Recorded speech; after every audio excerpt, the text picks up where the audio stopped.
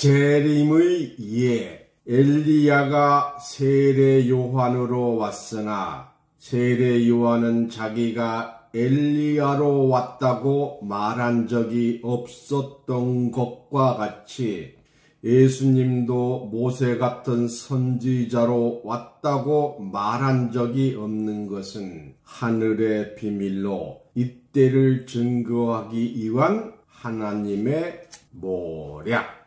오늘 본문 말씀 사도행전 3장 20절에서 22절입니다. 또 주께서 너희를 위하여 애적하신 그리스도 곧 예수를 보내시리니 하나님이 영원전부터 거룩한 선지자의 입을 의탁하여 말씀하신 바 만유를 회복하실 때까지는 하늘이 마땅히 그를 받아두리라. 모세가 말하되 주 하나님이 너희를 위하여 너희 형제 가운데서 나 같은 선지자 하나를 세울 것이니 너희가 무엇이든지 그 모든 말씀을 들을 것이니라. 아멘.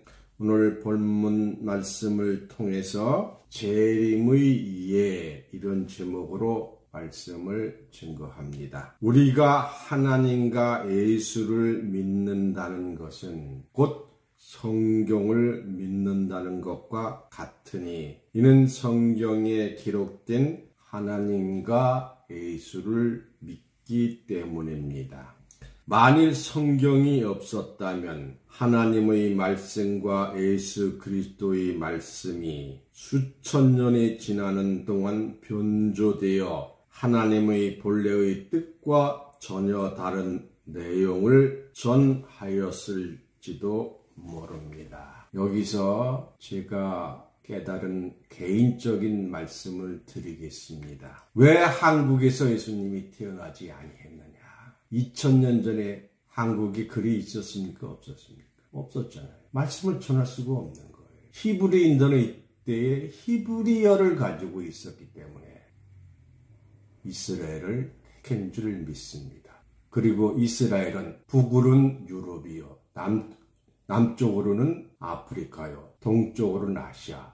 다시 말해서 지형적으로 당시에는 교통의 요충지였습니다. 그래서 하나님 말씀을 세계에 전파하기 위해서 선택된 곳이고 민족이었습니다. 근데 그 당시 한국은 땅끝 모퉁이에요. 말씀이 전파될 수가 없잖아요. 잘 깨달으시기 바랍니다. 제가 말씀드린 것은 신학교에서 배운 내용과 우리의 내용을 합해서 말씀을 드린 겁니다. 그러나 지금은 인터넷 시대예요.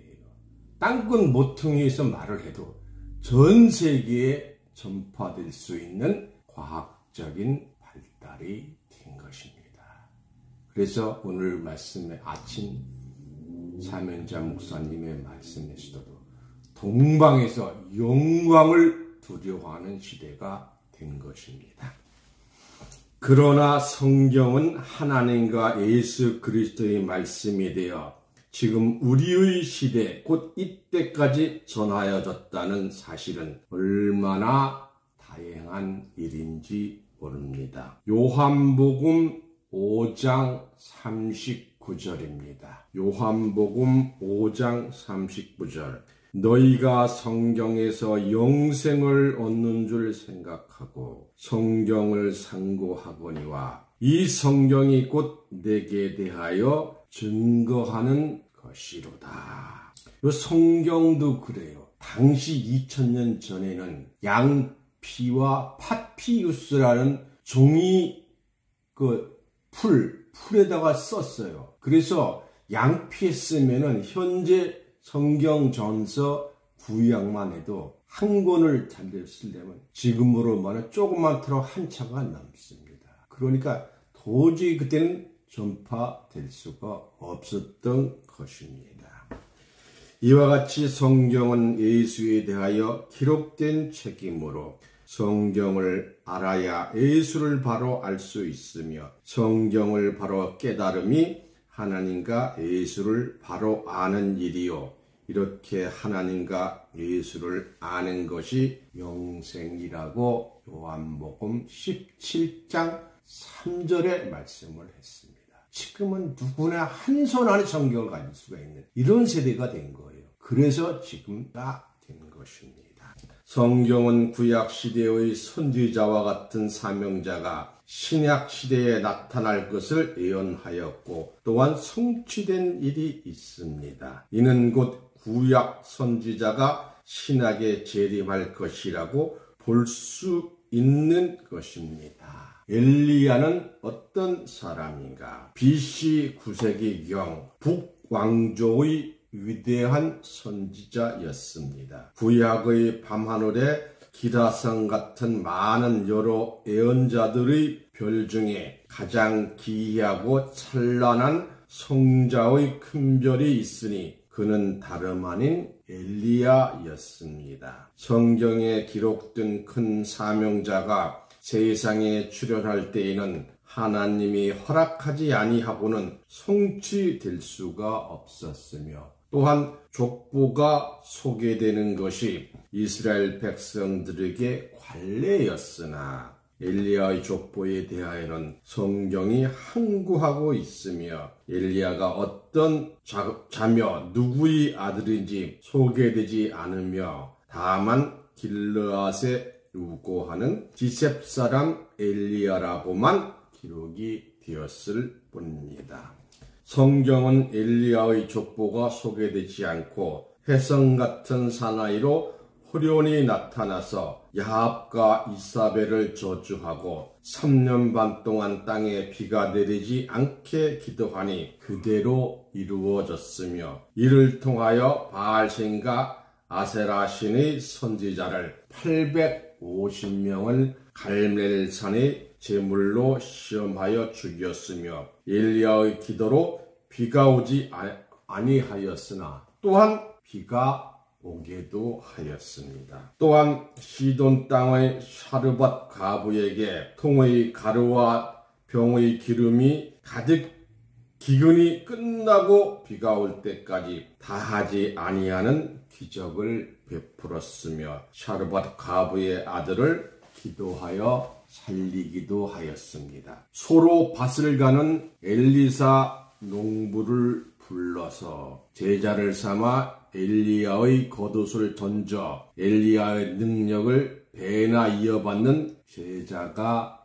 되게 하였습니다. 아담 이후 죽은 자의 산맥이 성경을 수놓았으나 에녹이 하나님과 동행하다가 부름받은 후 흙에서 나서 흙으로 돌아갈 수밖에 없는 인간들에게 사망과 그물을 벗어나서 무하 등선하여 하늘로 승천한 자는 엘리야 뿐입니다. 엘리야의 승천은 구약 시대의 최대 신비한 기적이요 표적이었으나 엘리야가 세례 요한으로 재림하였다는 사실에 대하여는 성경은 바로 정각하는 자가 없었습니다. 왕하 2장 11절입니다.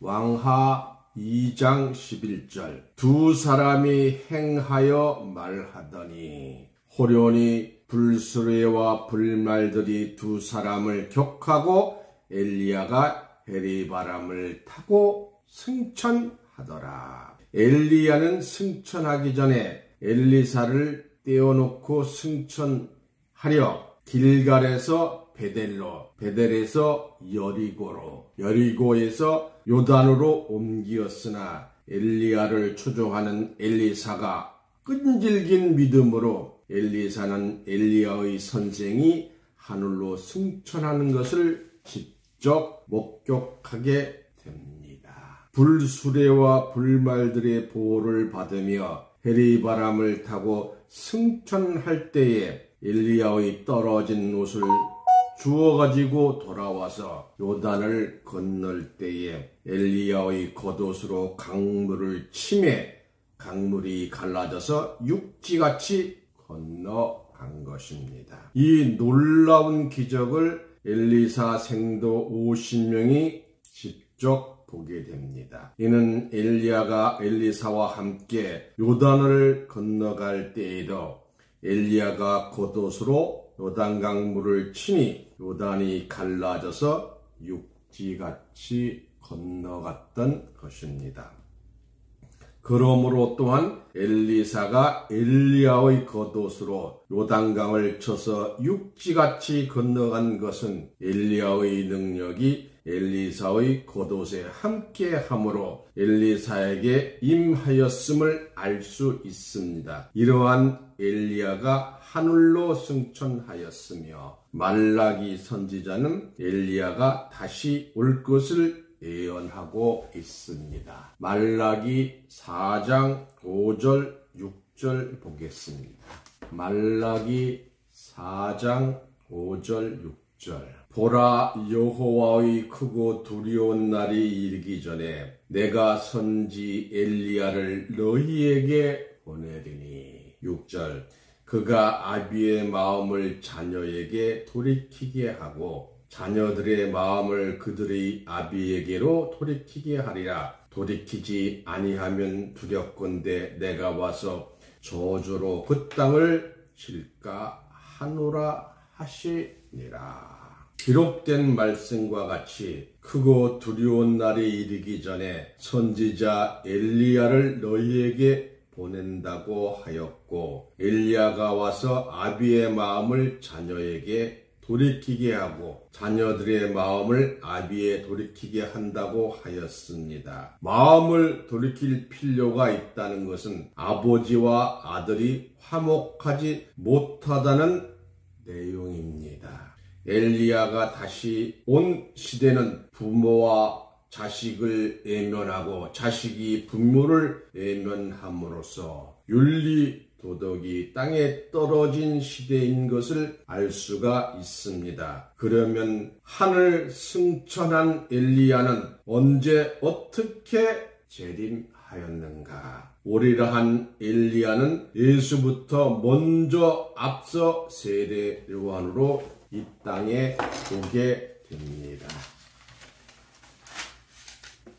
마태복음 11장 12절서부터 14절입니다. 마태복음 11장 12절 세례 요한 때부터 지금까지 천국은 침노를 당하나니 침노하는 자는 빼앗느니라. 13절 모든 선지자와 및 율법이 예언한 것이 요한까지니. 14절 만일 너희가 즐겨 받을진대 오리라 한 엘리야가 곧 이 사람이니라. 이 사람이 세례 요한이지요. 마태복음 17장 12절 내가 너희에게 말하노니 엘리야가 이미 왔으되 사람들이 알지 못하였고 임의로 대우하였도다. 인자도 이와 같이 그들에게 고난을 받으리라 하시니. 13절 그제야 제자들이 예수의 말씀하신 것이 세례 요한인 줄을 깨달으니라. 이상의 말씀을 통해서 오리라 한 엘리야가 세례 요한으로 다시 재림하였다는 사실에 대하여 의심할 여지가 없습니다. 엘리야는 해리바람을 타고 하늘로 승천하였지만 이 땅에 재림할 때는 하늘의 구름과 회오리 바람을 타고 내려오지 아니하고 못 인생들이 이 땅에 태어난과 같이 제사장 샤가라의 아들로 태어났으며 샤가라의 아들 엘리사벨이란 여인의 몸을 통하여 이 땅에 태어났습니다. 누가복음 1장 7절입니다. 엘리사벳이 수태를 못하므로 저희가 무자고 두 사람의 나이가 많더라.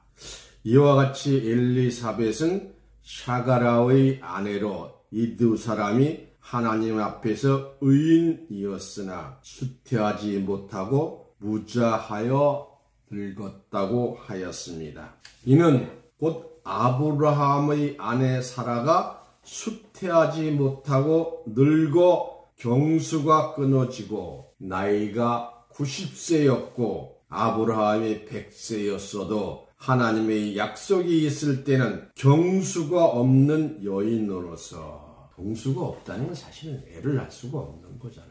약속의 아들 이삭을 낳았던 것과 같이 샤가라의 아들 엘리사벳도 경수가 끊어진 여인으로 약속의 아들 세례 요한을 낳게 되므로 오리라한 엘리야가 이 땅 위에 재림하게 됩니다. 누가복음 1장 13절 천사가 일러 가로되 샤가라여 무서워 말라 너희 간구함이 들린지라 내 아내 엘리사벳이 내게 아들을 낳아주리니 그 이름을 요한이라 하라. 14절 너도 기뻐하고 즐거워할 것이요 많은 사람도 그의 남을 기뻐하리니 15절 이는 저가 주 앞에 큰 자가 되어 포도주나 소주를 마시지 아니하며 모태로부터 성령의 충만함을 입어 16절 이스라엘 자손을 곧 저희 하나님께로 돌아오게 하겠음이니라. 17절 저가 또 엘리야의 심령과 능력으로 주 앞에 앞서가서 아비의 마음을 자식에게 거스리는 자를 의인의 슬기에 돌아오게 하고 주를 위하여 세운 백성을 예비하리라. 이와 같이 샤가라는 엘리사벳을 통하여 아들을 얻게 될 것을 천사로부터 통고받았으며 모태로부터 성령이 충만하여 이스라엘 자손을 하나님께로 돌아오게 할 큰 사명을 할 자라는 사실을 통고받게 되고 주를 위하여 세운 백성을 예비하라고 하였습니다. 그러나 한 가지 알아야 할 중요한 사실은 엘리야로 재림한 세례 요한은 자기 자신이 엘리야로 재림하였다는 사실을 한 번도 말한 적이 없었다는 것이 중요한 비밀 중에 하나라고 할 수가 있습니다. 다만 예수께서 친히 세례 요한이 엘리야로 재림한 자인 것을 증거하므로 엘리야의 재림을 세례 요한으로 왔다는 사실에 대하여 의심할 여지가 없습니다. 그러나 세례 요한은 자기가 엘리야로 왔다는 사실에 대하여 단 한마디도 언급하지 아니하였다는 사실은 놀라운 일이요 또한 숨겨진 비밀이 된 것은 이때를 증거하기 위한 것이었습니다. 모세는 어떤 사람인가? 모세 이름의 뜻은 물에서 건져내었다. 곧 건져내다라는 뜻을 가지고 있습니다. 당시 바로의 악정은 히브리인들이 아들을 낳으면 죽이는 때였습니다. 모세가 리 가문의 아들로 태어났으나 바로의 칼날을 피하기 위하여 3개월 동안 키웠으나 울음소리가 크므로 더 이상 모세를 숨길 수가 없어 모세의 누나 미리암이 갈대 상자에 뉘어서 강가 갈대숲 물 위에 띄워 놓았습니다. 모세의 누이가 멀리서 지켜보고 있을 때 마침 바로의 딸 공주가 강가에 목욕하려고 나왔다가 산에 아이를 발견하게 되고 인정 많은 공주는 아이를 바로의 궁으로 데려가려 할 때 미리암이 뛰어가서 유모를 구하여 주겠다고 하면서 모세의 친엄마를 소개하여 줍니다. 이로 인하여 모세는 왕자의 대우를 받으면서 친어머니의 젖을 먹고 바로의 궁전에서 지혜롭게 자랍니다. 이에 공주는 아이의 이름을 강가 물에서 건졌다고 하여 모세라고 이름하였습니다. 모세는 자기 자신이 물에서 건짐을 받았을 뿐만 아니라 후일에 이스라엘 민족을 바로의 악정에서 건져내는 해방자가 되었습니다. 모세는 마침내 이스라엘 백성들을 가나안 땅 입구까지 인도하였고, 모세는 비스가산 꼭대기에서 가나안 땅을 바라보고 죽을 때에 나이가 120세였으나 모세의 눈이 흐리지 아니하였고 기력이 쇠하지 아니하였으나 무리바에서 반석에 물을 낼 때에 반석을 한 번만 쳐도 될 것인데 반석을 두 번 침으로 하나님의 노를 일으켜 이스라엘을 가나안 땅까지 인도하지 못하고 들어가지도 못할 것을 말씀하셨으므로 비스가산 꼭대기에서 가나안 땅을 바라보기만 하고 모압 땅 골짜기에 60만 이스라엘 민족의 통곡 속에 장사되었으나 모세의 묘를 아는 자가 없다고 하였습니다. 왜 모세의 묘를 아는 자가 없었는가? 유다서 1장 9절입니다. 유다서 1장 9절. 천사장 미가엘이 모세의 시체에 대하여 마귀와 다투어 변론할 때에 감히 회방하는 판결을 쓰지 못하고 다만 말하되 주께서 너를 꾸짖기를 원하노라 하였거늘. 산자의 하나님께서 왜 죽은 모세의 시초가 필요하였으며 천사장 미가엘은 모세의 시체를 얻기 위하여 사단이와 다투었는가? 세상의 모든 시체는 사망의 주인공 된 사단이가 주관하였으나 모세의 시체는 사단이가 주관할수록 버려둘 수가 없었습니다. 모세는 은밀하게 승화하여, 이 승화라는 것은 사람이 죽으면 썩어서 액체가 되죠. 액체가 다시 말라서 먼지가 돼서 기체가 되는 것이 승화예요. 이것은 승화는 단계를 거치지 않고 바로 기체가 돼서 없어지는 것이지요. 그래서 그러므로 승화하여 예수로 재림할 몸이었기 때문입니다. 그러므로 모세는 일찍이 자기와 같은 선지자가 세상에 다시 올 것을 예언하였던 것입니다. 신명기 18장 15절입니다. 신명기 18장 15절. 내 하나님 여호와께서 너희 중 네 형제 중에 나 같은 선지자 하나를 너를 위하여 일으키시리니 너는 그를 들을지니라 했는데요. 사도행전 7장 37절에 이스라엘 자손을 대하여 하나님이 너희 형제 가운데서 나 같은 선지자를 세우리라 하던 자가 곧 이 모세라. 이와 같이 모세 같은 선지자가 다시 이 땅에 올 것을 모세는 직접 예언하였고, 모세 같은 선지자로 이 땅에 오셨던 분이 있으니 그는 바로 그리스도였습니다. 오늘 본문 말씀인 사도행전 3장 20절입니다. 또 주께서 너희를 위하여 애정하신 그리스도 곧 예수를 보내시리니 21절 하나님이 영원 전부터 거룩한 선지자의 입을 의탁하여 말씀하신 바 만유를 회복할 때까지 하늘이 마땅히 그를 받아두리라. 22절 모세가 말하되 주 하나님이 너희를 위하여 너희 형제 가운데서 나 같은 하나를 세울 것이니 너희가 무엇이든지 그 모든 말씀을 들을 것이라. 23절 누구든지 그 선지자의 말을 듣지 아니한 자는 그 백성 중에서 멸망을 받으리라 하였고, 또한 24절 또한 사무엘 때부터 오므로 말한 모든 선지자도 이때를 가리켜 말하였느니라.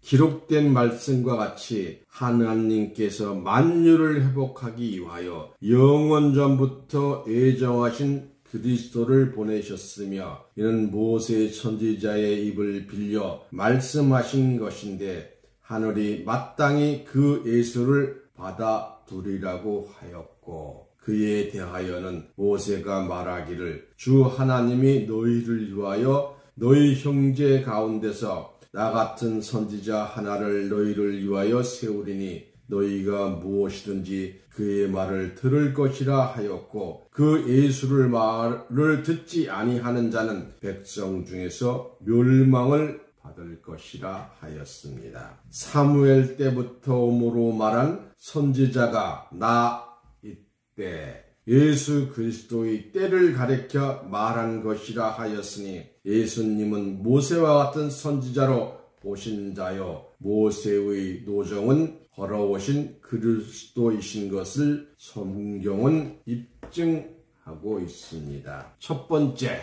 모세는 태어날 때부터 바로가 생명을 누렸고 예수님도 태어날 때부터 헤롯이 생명을 누렸습니다. 두 번째, 모세는 물에서 건짐을 받아 애굽 바로의 궁전에 피난하였고 예수 또한 애굽에 피난하였다.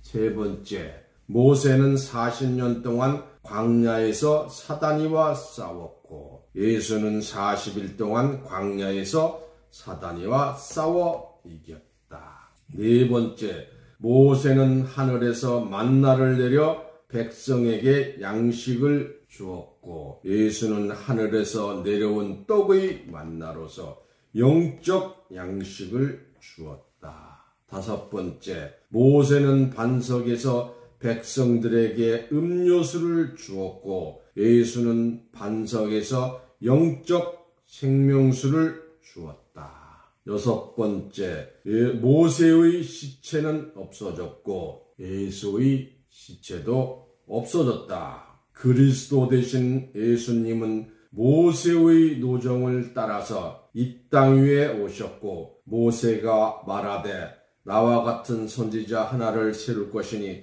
그의 말을 듣지 않는 자는 백성 중에 멸망을 받으리라고 한 예언적인 사명자가 예수 그리스도요. 사무엘 때부터 오므로 말한 모든 선지자가 다 이때를 가리켜 말한 것이라 한 것 같이 그리스도 되신 예수님은 모세의 재림으로 이 땅에 오신 것입니다. 그러나 놀라운 사실은 예수님께서 모세 같은 선지자로 오셨다는 것을 바로 깨달은 자는 없었습니다. 엘리야가 세례 요한으로 왔으나 세례 요한은 자기가 엘리야로 왔다고 말한 적이 한 번도 없었던 것과 같이 예수 또한 모세 선지자로 왔으나 모세로 왔다고 말한 적이 한 번도 없습니다. 이는 하늘의 비밀이요 이때를 증거하기 위한 하나님의 모략이었던 것입니다. 하늘의 비밀을 아는 존귀한 자들로 축복받으시기를 예수님 이름으로 축원합니다. 이상으로 말씀을 마치겠습니다.